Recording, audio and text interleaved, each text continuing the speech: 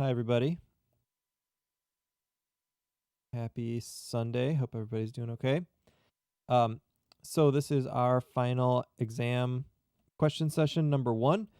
We'll do this again tomorrow night because I know people have different schedules, different availability. I want to give everybody a chance to ask their questions. So for my class, you kind of know how this works. This was made available to any. I mean, all our stuff is always public, but this in particular was advertised to everybody. Um, as part of that final exam Blackboard shell. So if there's people who haven't seen me before, hi, my name's Joe. I teach chemistry at Harper College, obviously, and I'll be taking your questions for the next hour or so. Any kinds of topics you want to go into more, we can do that. We can do some example problems, things like that. I'll be mostly working through the objectives or kind of following along with those that are in each section. So, hi, Alyssa. Hi, Jessica. If you have any questions, you can leave them in the chat, or if you have requests for specific topics that you want to go over, things that you aren't quite getting in your studying, if there are questions that you seem to keep getting wrong all the time, maybe we can figure out what's going on there. So we'll give everybody a couple minutes to join in and kind of get set up, get ready to add their questions to the chat. I also have my email address up here. Hi, Daisy. For those of you from other sections, if you need to contact me for some reason, that's my email address, so you can do that. I have my email up as well, like if you want to ask something but the chat isn't working or something like that.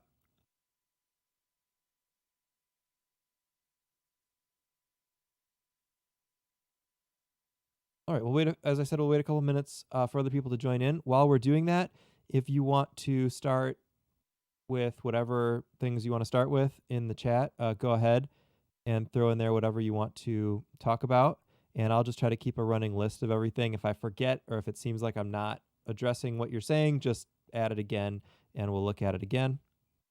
Yep, can definitely go over hydrolysis and dehydration.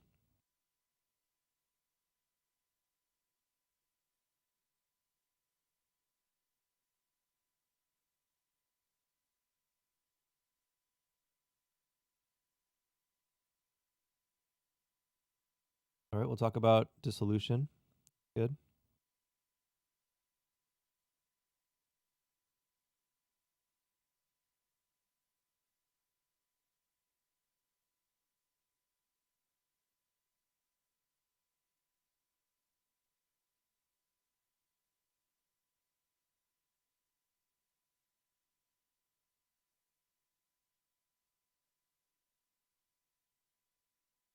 Again, for those of you just joining, hello. Go ahead and put any kind of topics or things you have questions about in the chat, and I'll get to them.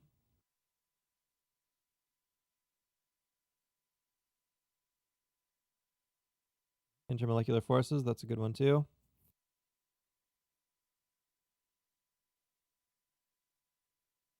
I can talk a little bit about substrate binding and enzymes. Yep.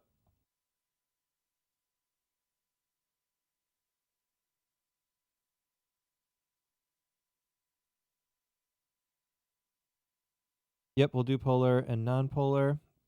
It's good to be a good list. Thanks, everybody.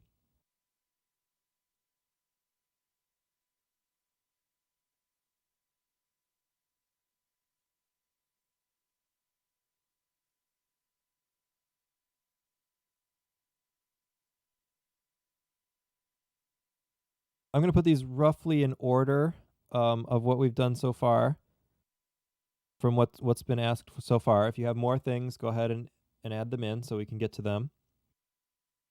But it looks like the earliest stuff is maybe the intermolecular forces, and that'll lead nicely into the dissolving stuff, and then we'll talk about the solutions, and then we'll get into the organic chem and the biochem stuff. Yep, looks great.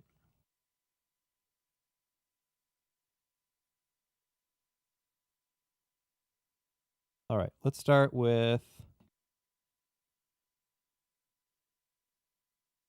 intermolecular forces.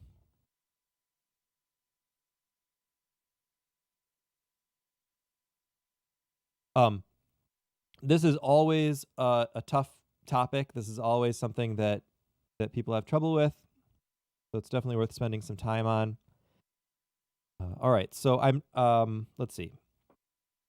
Of course, there are many things we could talk about here, and you can always go back. For those of you who aren't in my class, the videos are all here. So if you want more than what we're talking about, hey, I'm on deep. Then go ahead and look through the back videos, and you can actually find the videos where we go through this in a little bit more detail. But let's talk about kind of where this comes from. So intermolecular forces come from or describe the attraction of molecules between each other. So you have some molecule, we'll just make it like a square, and somehow it's going to interact with and attract some other molecule that could be whatever. It could be itself, it could be something different. So this all comes from the polarity of the bonds inside the molecule. So that's kind of the first step to this, is to look at, I guess this goes back even farther to talking about Lewis structures, to looking at the individual bonds inside of a molecule. So for example, a water molecule has polar OH bonds. We know those bonds are polar because of the difference in electronegativity. So the electrons are, there's lone pairs here, but the electrons are pulled toward the oxygen because of the higher electronegativity on the oxygen. And that leads to a partial negative charge on oxygen and a partial positive charge on hydrogen. So because of that, and on the other side as well, that allows a molecule like water to attract or have these intermolecular forces with other molecules that can also have this positive and negative type separation, this source of polarity. So the main intermolecular forces we talk about are, in, let's say, strongest to weakest, hydrogen bonding, which we talked about. This is kind of a confusing term because it sounds like bonding, but it's actually intermolecular forces. And that's wherever you're dealing with HO, HN, or HF bonds. And they can have kind of the especially strong interactions. So always be on the lookout for those. Just recently, we talked about DNA and RNA and the way that the two strands attract each other through those hydrogen bonds. A little bit weaker than that, we talked about dipole forces or dipole forces or dipolar forces, however you want to say that. And so these are going to be polar forces between non-hydrogen bonding molecules. So if you have a molecule that has polarity, that has a difference in electronegativity, but is not HO, HN, and HF, then we will see these dipolar forces instead. And then on the other side of that, or the other end of that, we've got the weakest forces, which are known as dispersion forces or sometimes London forces. And these are sometimes induced dipole forces because they come from what's called an induced dipole, meaning a momentary little snapshot where electrons happen to be more on one side of a molecule than the other, and that very slight difference causes a sort of a cascade of interactions to happen where the molecules end up attracting each other in that way. So these are the weakest forces.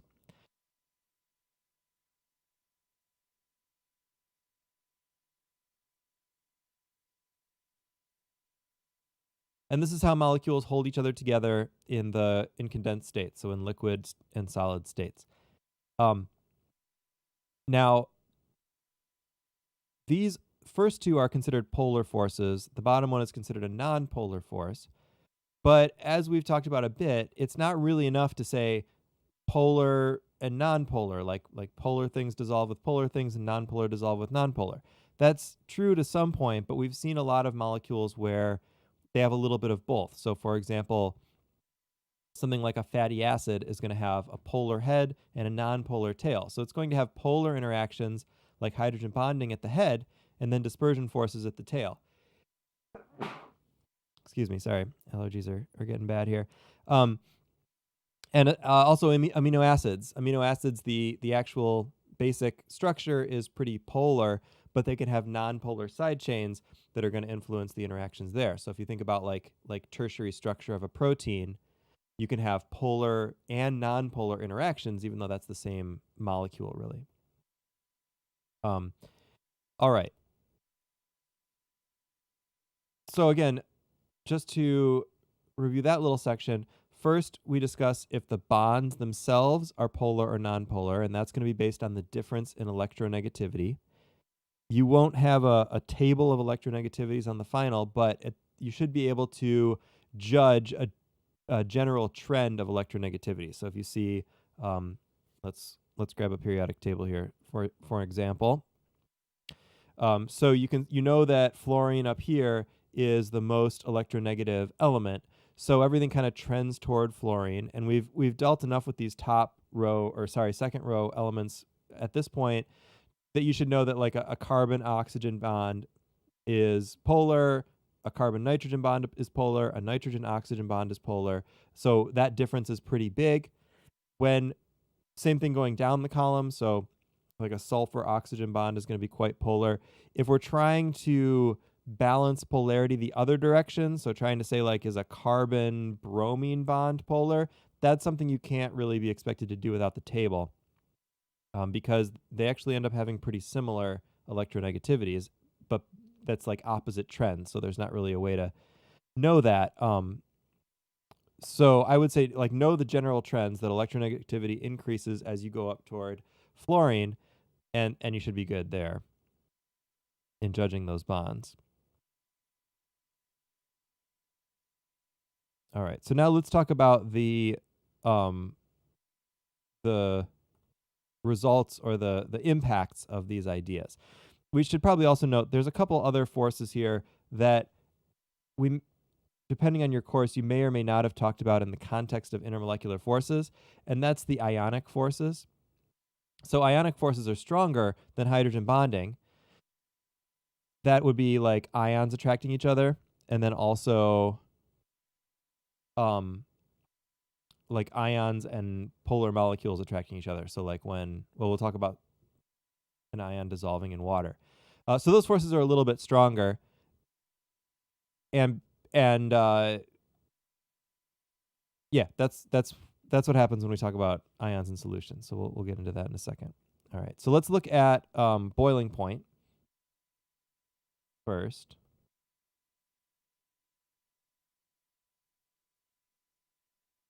Again, if any of this is not making sense, or you want a little bit more information, or you have a question about something I said, just drop it in the chat, and I'll keep an eye on it and try to address that. So boiling point is dictated by the strength in intermolecular forces.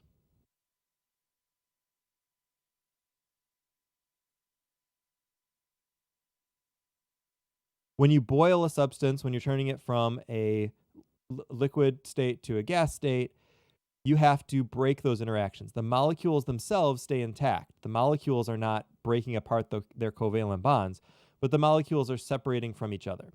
So the stronger the forces that are holding them together, the more energy it takes to break those forces and form a gas state. So boiling point is a good stand-in for intermolecular forces strength. Melting point is not as good of a stand-in.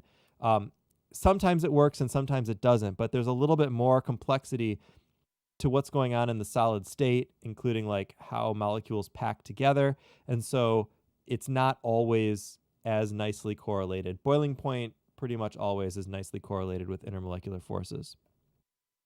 So the stronger the forces, the higher the boiling point, the more energy it takes. So for some examples there, or how to judge that, and this is just a guideline, as with all this stuff, there's always exceptions. But in general, the first priority is going to be the type of intermolecular forces. So if you have, let's say, if you're trying to judge a boiling point between, let's do an actual example here. If you're trying to judge the boiling point between ethane and methanol. Ethane versus methanol. Now, these molecules are about the same size, but the types of intermolecular forces are quite different. So the ethane on the left is nonpolar,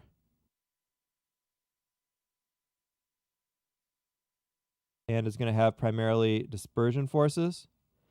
The molecule on the right here is polar and is going to be primarily controlled by its hydrogen bonding forces. Since hydrogen bonding forces are much stronger than dispersion forces, we would expect that methanol is going to have a much higher boiling point. And in fact, it is. Ethane is a gas at room temperature. Methanol is a liquid at room temperature. Much higher boiling point because of that hydrogen bonding. Now, if two molecules have similar intermolecular forces, then we can start to look at the size of the molecule.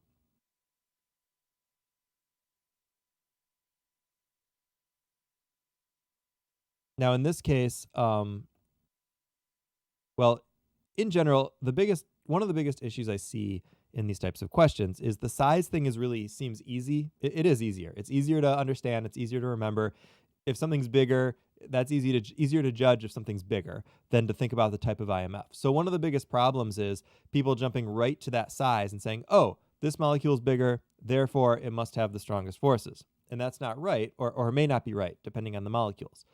Size only really comes into it when you have two molecules with roughly the same types of forces, and then the larger molecule is going to have the greater dispersion forces and therefore the higher boiling point. So if we look at like our methanol again versus ethanol,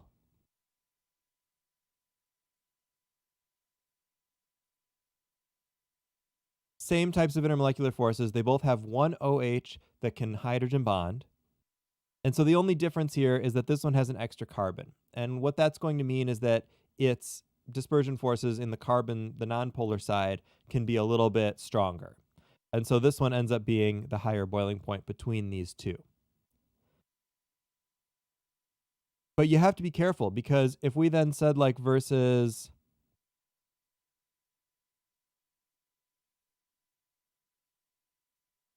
butane, CH3, CH2, CH2, CH3, if we said versus butane, well, that one's even bigger, but that's still not the highest boiling point because this one's going to have no hydrogen bonding capability. So that last one, even though that's the biggest molecule, is still going to have a lower boiling point because it has a different type of intermolecular forces. It's not going to have the ability to do that hydrogen bonding. So that's how we generally judge boiling points using structure, using intermolecular forces and using structure.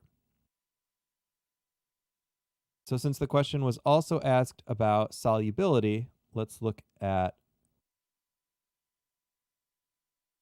that.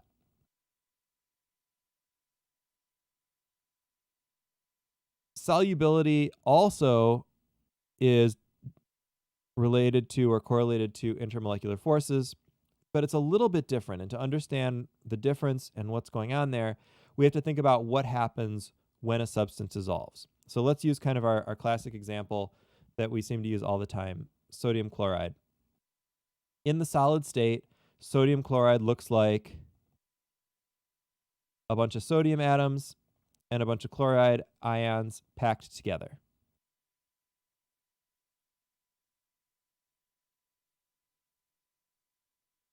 So maybe something like this. Right, so sodium ions, chloride ions, all packed together. And then water in its liquid state, pure water,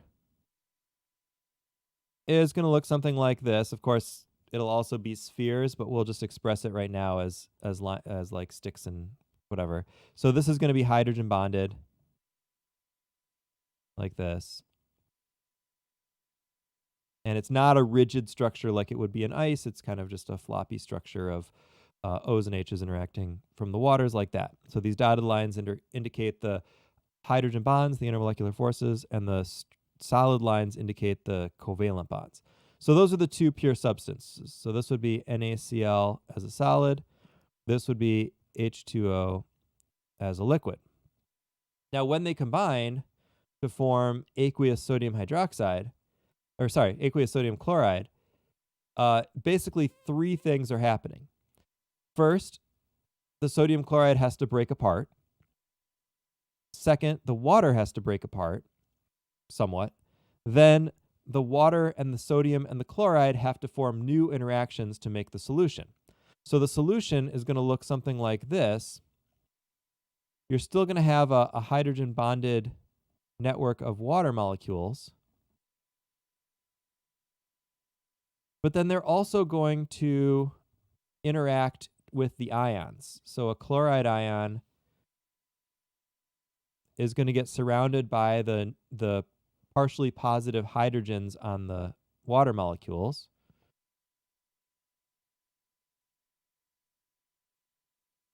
And this is going to happen kind of spherically. So there's going to be H's pointing at the chloride all around that sphere. And then those are going to interact as they usually do. But then also a sodium ion is going to get separated and surrounded by the oxygen parts of the water molecules. So there's going to be interactions between the negatively charged oxygens or the partially negatively charged oxygens and the sodium chloride. And then that, of course, is all going to get brought into that water matrix. So this is our solution. I'll move this up a little bit so you can see it. There. So there's our solution, something like that. All right. So the reason I go through all of that is because when you judge solubility, are these two things going to mix and dissolve in each other or not? This is what you want to think about. Are the forces that they can make with each other going to be stronger than the forces that they could have with themselves? All right. So for example, if instead of sodium chloride, we were looking at, let's say, a nonpolar molecule like, well, let's just use like a carbon molecule, something like this, right? Like a butane. So something like butane's not going to have any polarity around it. So the way that we can maybe express what's going on with butane would be to draw the structures maybe like this to show that they're having it's not going to be lined up exactly because it's going to be like a liquid or a gas or something, but we can show that they have these kind of dispersion forces holding themselves together, let's say in a liquid state. So these dispersion forces are very different from these polar hydrogen bonding forces in water. So if these broke up and these molecules started to intersperse with the water, you'd lose all of these nice interactions because the water molecules with their polar hydrogen bonds cannot interact with the non-polar butanes. And so those are going to mostly keep to themselves, and that's why something like oil and water, you get two layers because the non-polar and polar molecules are going to have stronger interactions with themselves than with each other. So we don't get that mixing. So because we don't get that mixing, we're going to not dissolve those things in each other. So I think for the objective specifically that was requested, I guess there's a couple here. So describe in your own words the process by which ionic compounds such as sodium chloride dissolve in water. So that's what we just talked about. So the sodium breaks up, the water surrounds each of the ions. And then also going back to intermolecular forces, which substances usually dissolve in water. So because of this logic then, ionic compounds and polar molecular compounds are likely to dissolve in water. Non-polar molecular compounds are not likely to dissolve in water. There are some exceptions there, particularly that there are ionic and polar compounds that do not dissolve in water because their forces with each other are much stronger. And there's some other things going on in there too. But that's the general idea.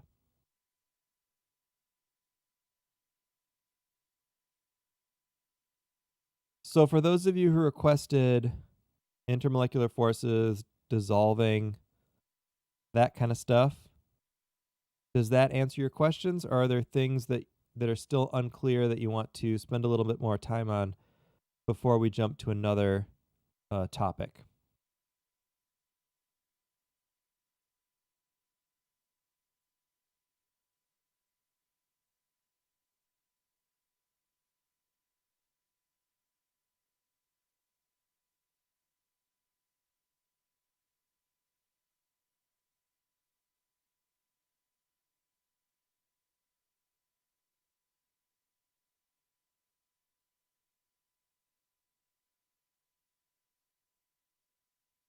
All good?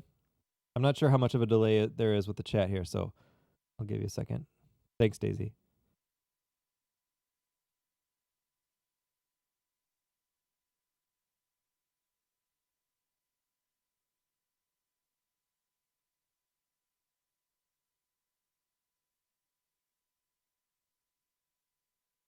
All right.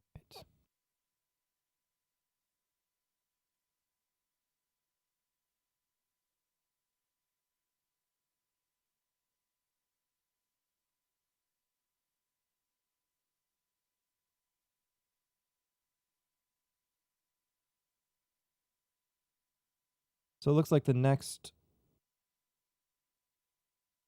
request here was for let's look at hydrolysis and dehydration, and then we'll get into the biochem stuff.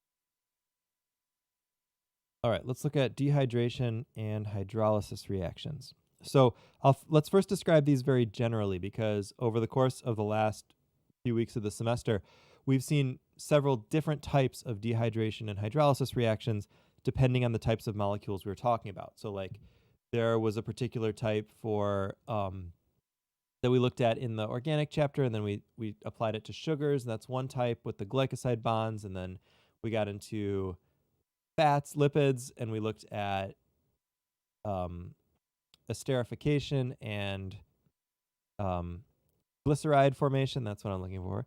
Then we looked at proteins. We looked at how amino acids hook together, and we looked at peptide bond formation. So also hydration or condensation hydrolysis. And then finally, we looked at that in DNA with the phosphodiester's. So we looked at that same type of reaction several times in different contexts. But in general, we've got this type of a system going. So we use this R as just meaning like anything, right? So you have some sort of ROH.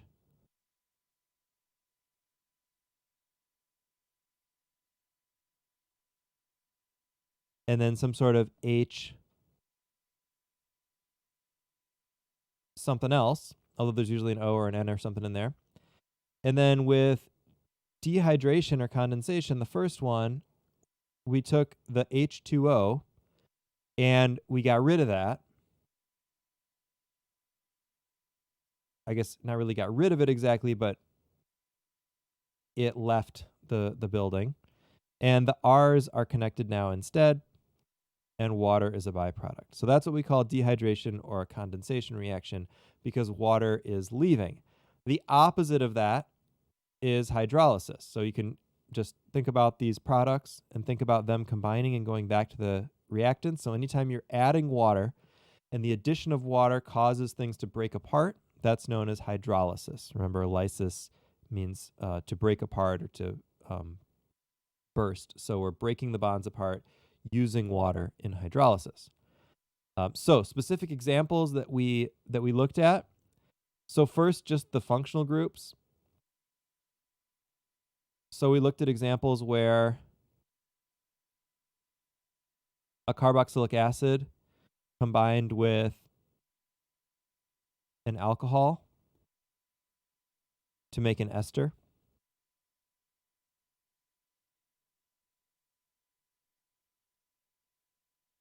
All right, so that's esterification style of condensation.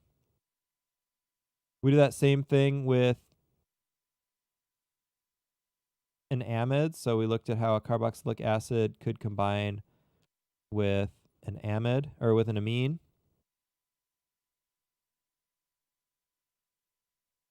And now we make an amide.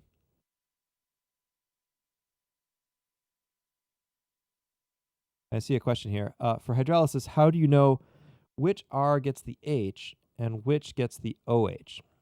All right, good question. So let's go the other direction here.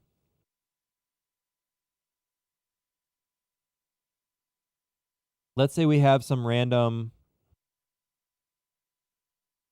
ester and we want to hydrolyze it. And let's actually draw both different possibilities and then try to figure out which one's which. So the first answer to the question is it could go either way, right? It's at least recognizing at first that one side is going to get the H and one side is going to get the OH. So first we need to know which bond we're breaking, and we're always breaking that carbon of the carbonyl bond. Right, so that's the bond we're going to be breaking. So now let's draw two different possible results. Because we know the OH goes on one side and the H goes on the other side. So let's just draw both of those possibilities.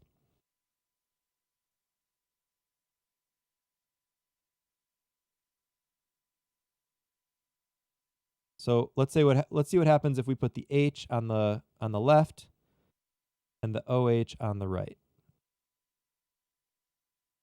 And then for B, we'll look at what happens when we put the OH on the left and the H on the right.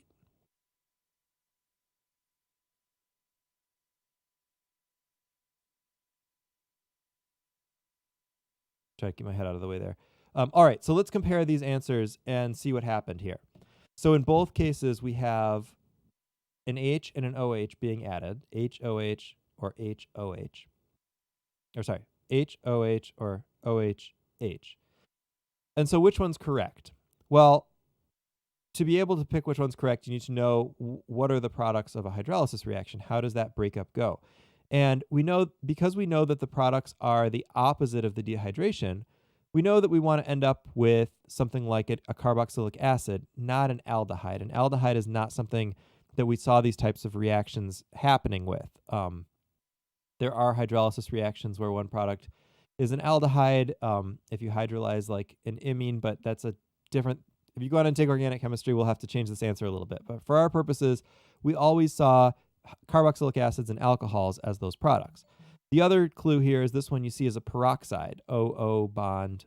We really didn't see anything like that this semester. So you can be fairly confident that that's not going to work. So let's just cross those out. So A doesn't make sense in this context, and B is going to be the correct answer for our hydrolysis. So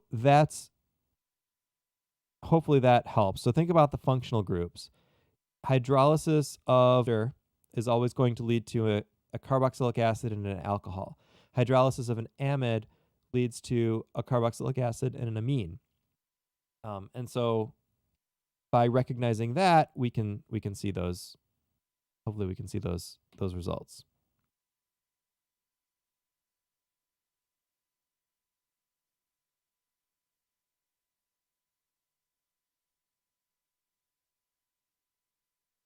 And as I did here, if you're in doubt, so if you are on the exam or something and you're like, oh, I don't know which side gets which atom, just try it. You got scrap paper, draw those possibilities, and then look at the one that seems most reasonable or that seems to match what you know or what you've seen before.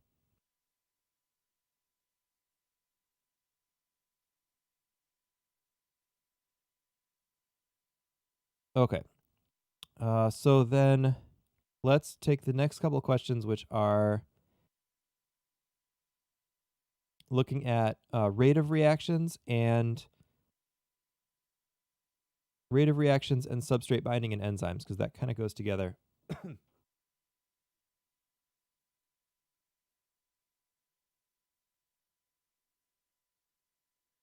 So with rate of reaction,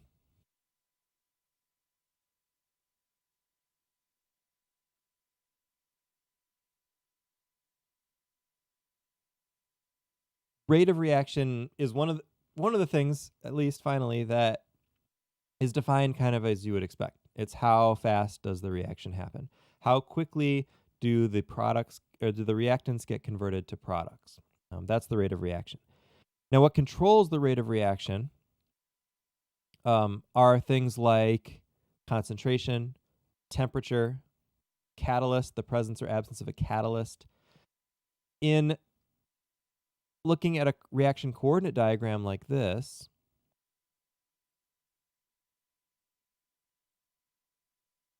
where we have the reaction proceeding from left to right, and we have energy on the y-axis, the activation energy, the amount of energy it takes to raise the reactants enough to kind of get over this hump of energy, that amount of energy is called the energy of activation, and that is also related to the rate. So the more energy it takes to activate the reaction, the lower the rate of reaction. So a big hump, it's hard to get over, slows down the reaction. A small hump speeds up the reaction.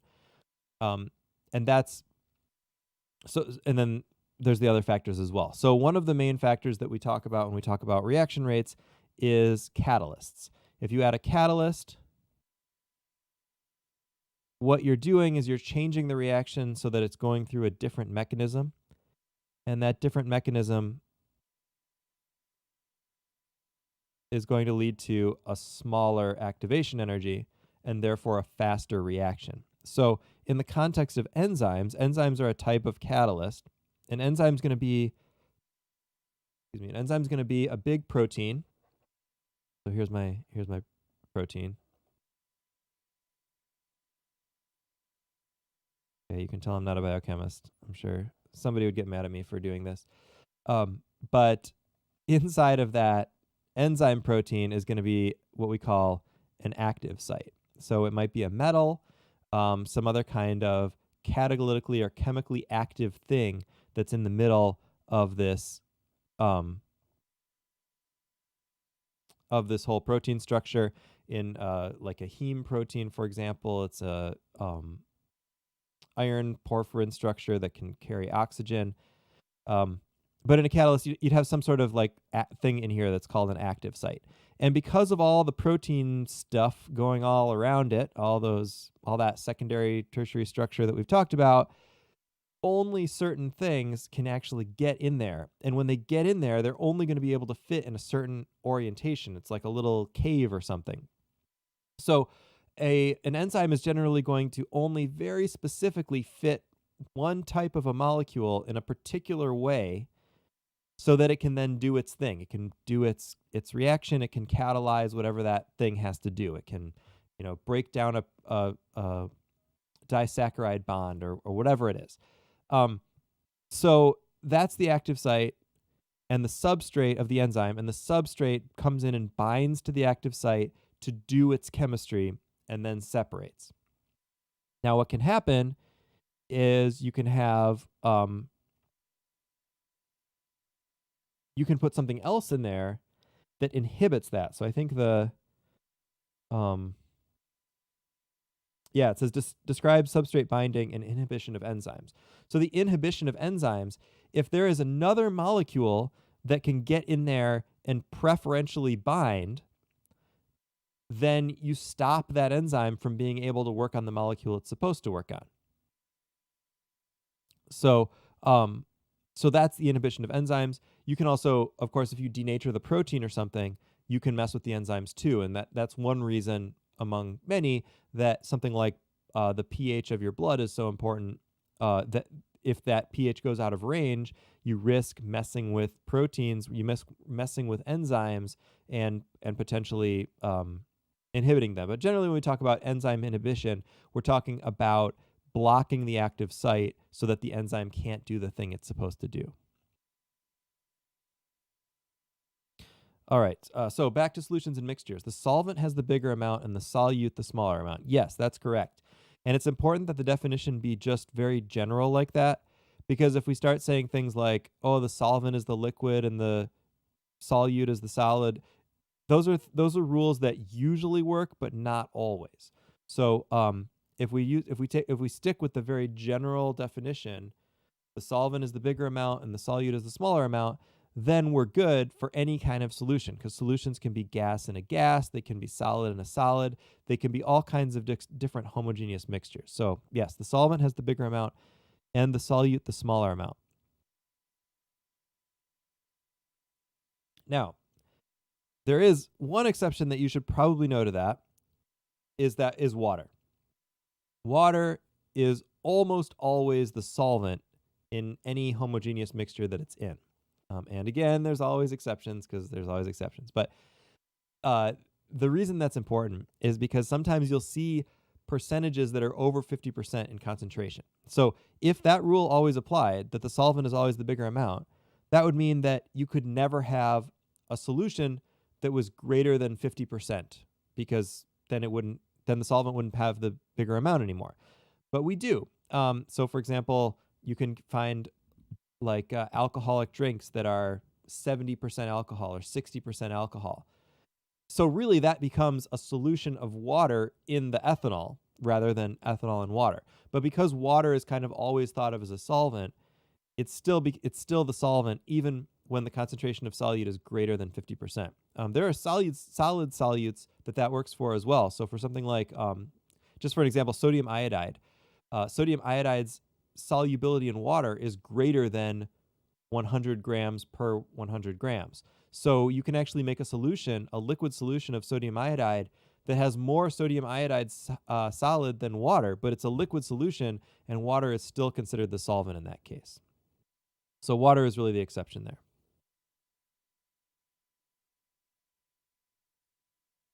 All right. I think I got through everything so far. Other questions, other things you want to go over now?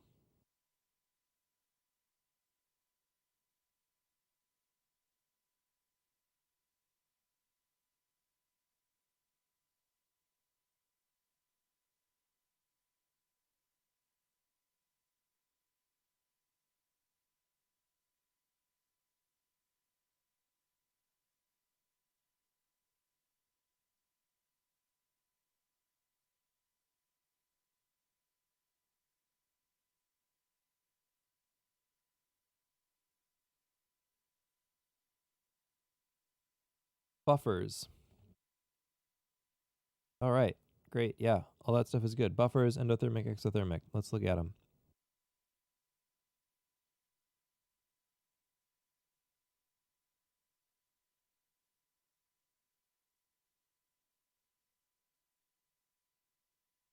Buffers are solutions that maintain pH.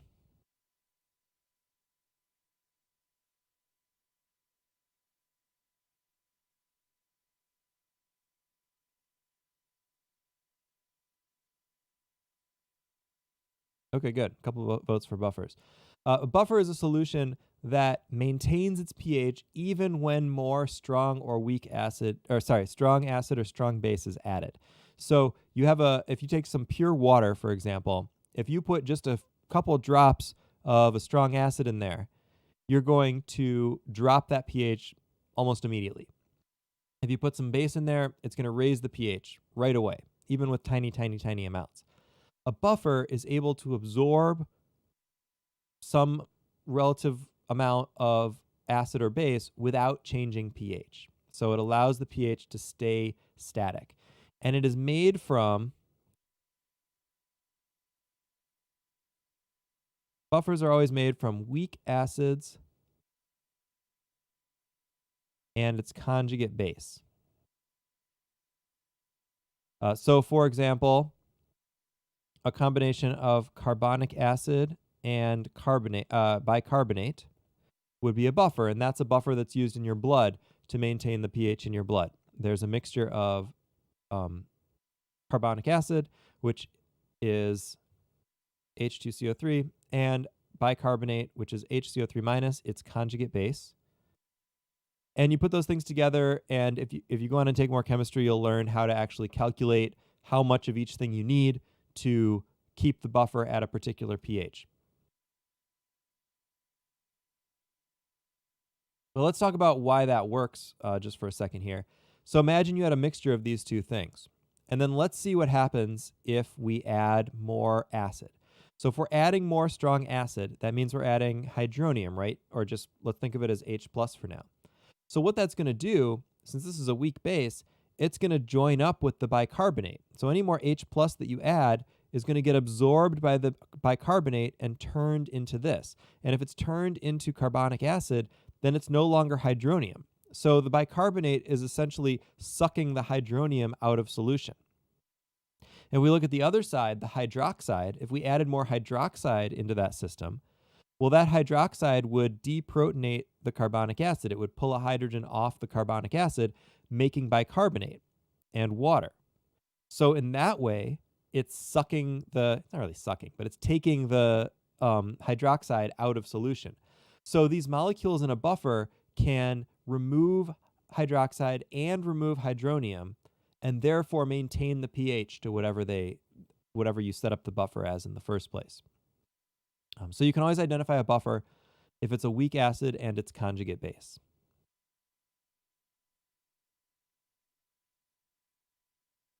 And then the point or the function of that buffer is to maintain pH. Now, because it's a molar ratio, at some point you can override that buffer. So if you just keep dumping acid in, yes, eventually you're going to run out of bicarbonate molecules to suck up that hydronium, and it's going to become acidic. But it should be able to absorb whatever amount you are planning to potentially add to it.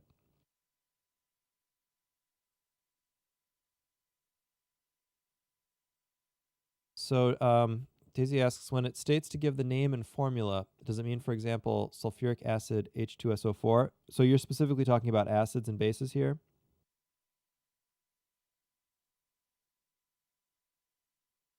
Or going all the way back to the naming section?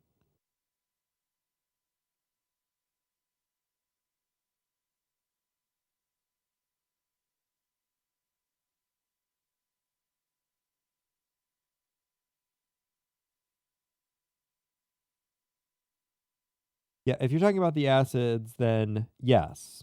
So you should know that sulfuric acid is H2SO4 and that H2SO4 is sulfuric acid.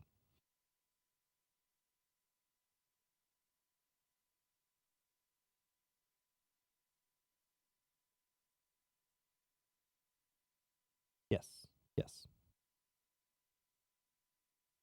So the let me count here. 1, 2, 3, 4, 5. So the 5 acids and bases listed there: sulfuric acid, hydrochloric acid, nitric acid, sodium hydroxide, potassium hydroxide. You should know the names and formulas of those. Yeah.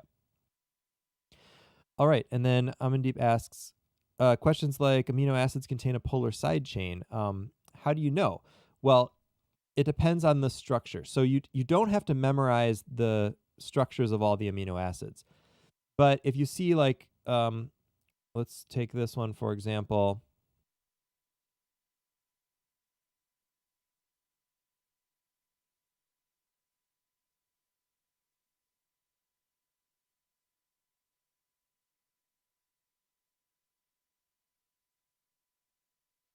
This is the amino acid valine. And so when it says to identify the side chains as polar and nonpolar, what that means is first you need to know enough about amino acid structure to recognize that this top part here is the same in all amino acids. They're all going to have this alpha carbon, the acid or carboxylate sometimes, and then the amine or ammonium depending on where the hydrogen is. And then the thing hanging off of that alpha carbon is the side chain. So if you go look at a list of amino acids, you'll see all these different amino acids with different side chains. And so something like this, you'd look at the side chain and you'd say, okay, well, that side chain is completely made of carbon and hydrogen, or carbon-carbon and carbon-hydrogen bonds. Carbon-carbon and carbon-hydrogen bonds are completely nonpolar. So we don't see any polar bonds in that particular amino acid. So we would call that a non-polar side chain. So as opposed to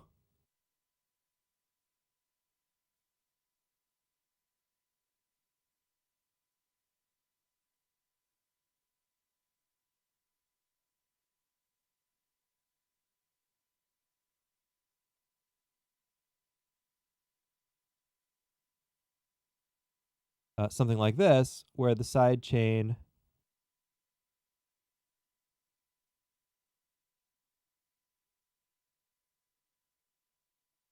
let's check something here. So in that case, you see that the side chain has an OH in it.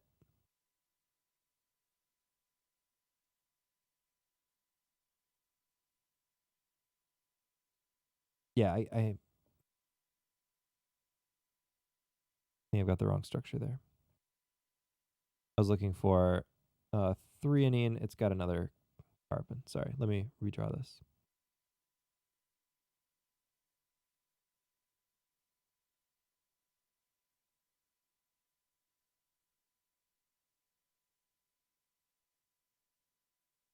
So this is threonine. If we look at this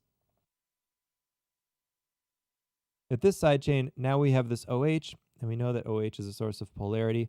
So we would expect that that is a polar side chain. It's kind of like an ethanol molecule here versus a propane molecule. So the polar side chain here, non-polar side chain here. And the consequences of that are generally in the tertiary structure of the protein. So as the protein starts to fold back on itself, the polar residues will interact and kind of hold that together in maybe hydrogen bonding or ionic interactions, whereas the non-polar side chains can also then interact and do dispersion forces with each other, and that's another way that proteins can fold up and interact, and the side chains interact. So great.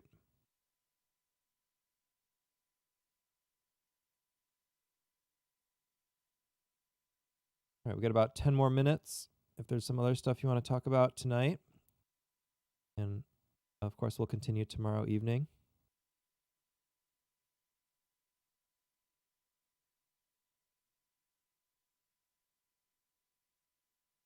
Yeah, you're looking for like the type of molecule that can do those intermolecular forces, right?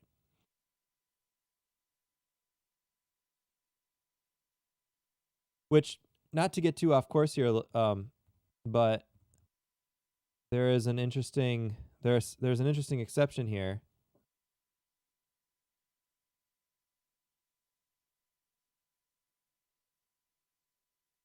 which is tyrosine.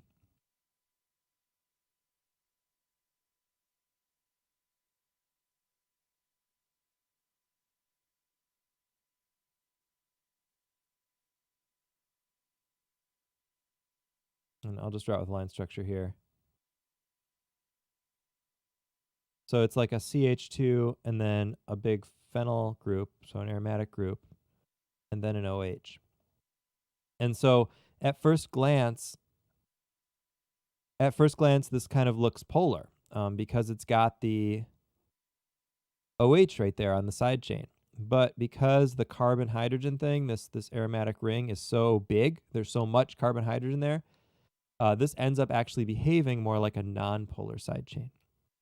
So that's kind of a strange one. But in general, yeah, if you just look for polar versus non-polar on the side chain, the types of intermolecular forces, that will give you the right answer there. All right.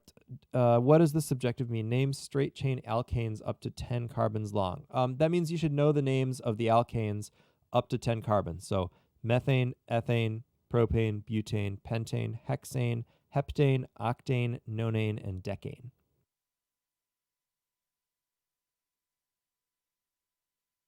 Those are the straight chain alkanes up to 10 carbons. Yeah, you're welcome.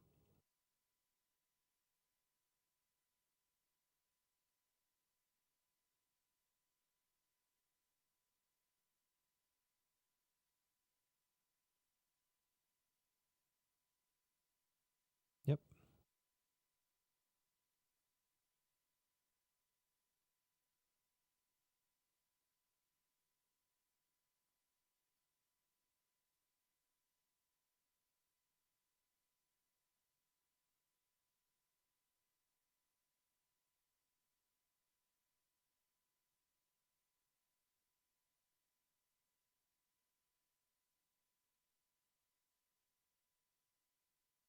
So can you give me a little more detail? Which structures?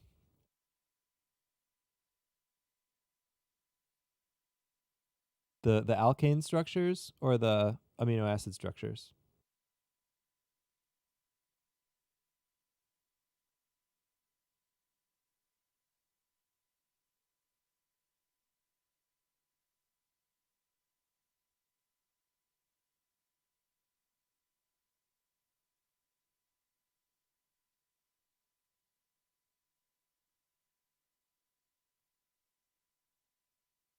So yes, you should be able to draw the alkane structures.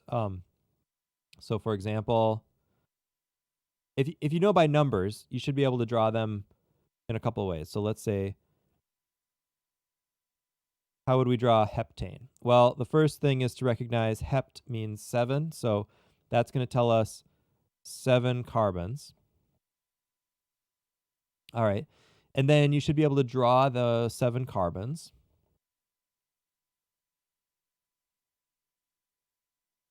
You know that carbon needs 4 bonds, so then you can add all the hydrogens in there.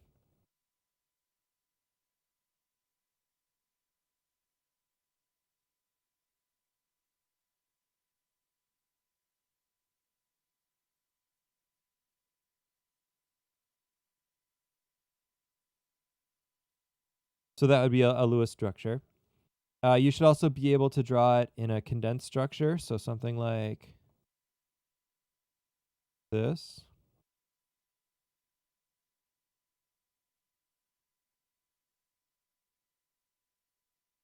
One, two, three, four, five, six.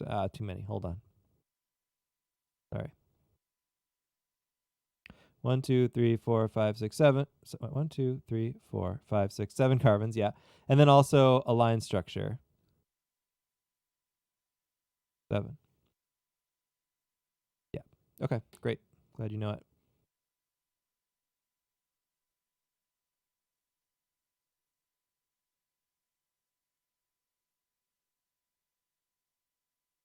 Some classes may have gotten into more detail with naming, like, 2,3-dimethyl hexane or something like that. That's great. It's good that you know that, but that is not on the list of objectives, so it won't be on the final.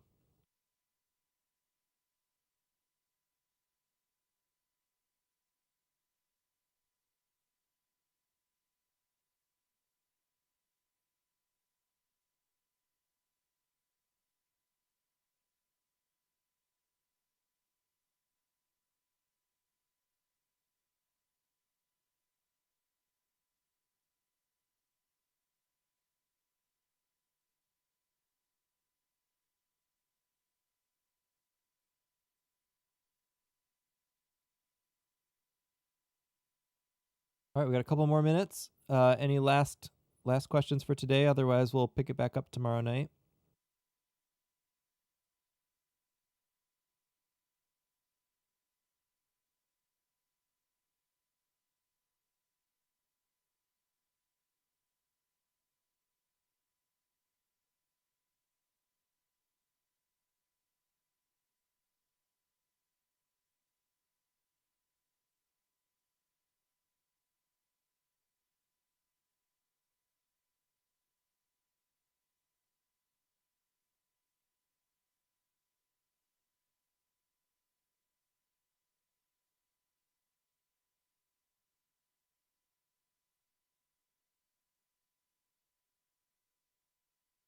Okay, that's a good place to.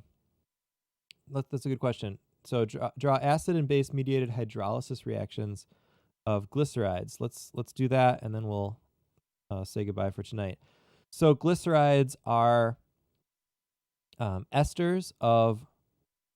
Actually, let's jump back up here for a second.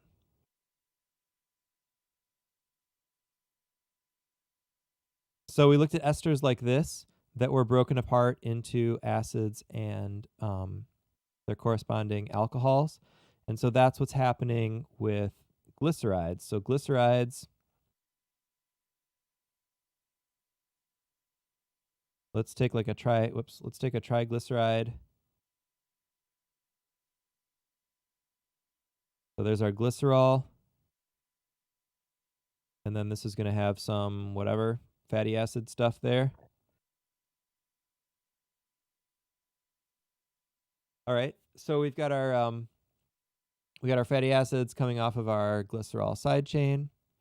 And then when they undergo hydrolysis, you're going to get, in general, glycerol or glycerin plus those 3 fatty acids.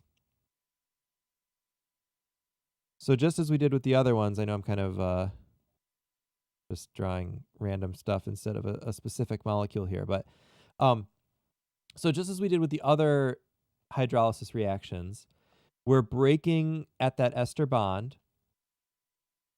and breaking up into the glycerol, which gets all the H's, and these, which gets the OH's. Now, the way I've drawn it right here is basically what happens when you add hydronium. So this is acid-mediated hydrolysis.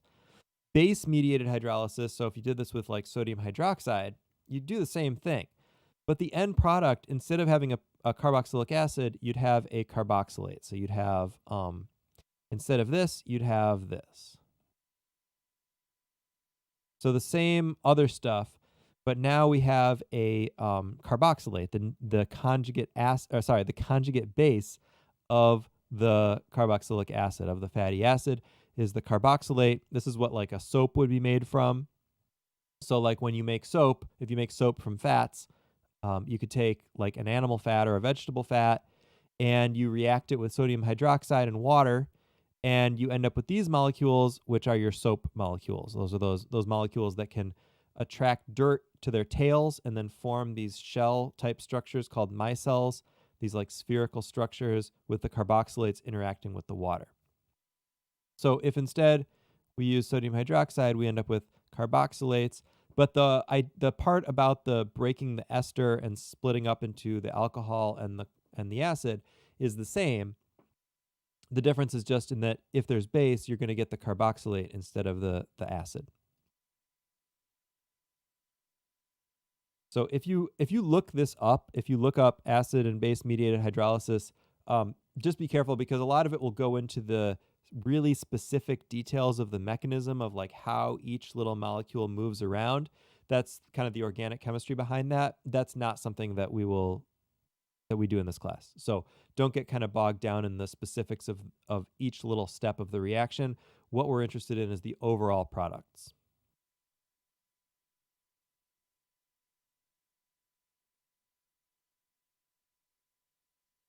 All right, well that's it for now.